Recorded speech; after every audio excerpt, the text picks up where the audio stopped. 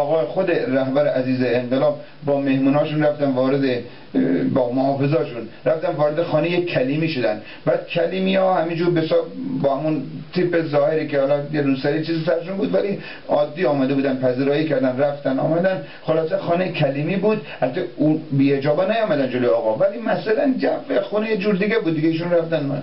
بعد اینا پاستا را چیزی نخوردن. آقا وقتی آمدن بیرون خیلی با غضب به اینا گفتن که آقا چرا این کارو کردید؟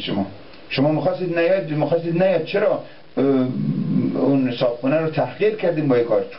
کلیمیان اهل کتابن، بالاخره شما میوه‌شون رو می‌خوردید، شما آمدشون محافظان نخوردن ولی آقا چای خونه رو میل کردن، میوه اون خونه رو. ببین این حالات رو بیا استدلال کنیم، توضیح بدیم که آقا بعد بعضی که مثلا ما قومی خویش داریم مثلا ولایت فقیه قبول نداره، گوش کن، بعد می‌بینیم ارتباطمون رو باش قطع یا ماهواره داره ارتباطمون رو باش قطع می‌کنیم.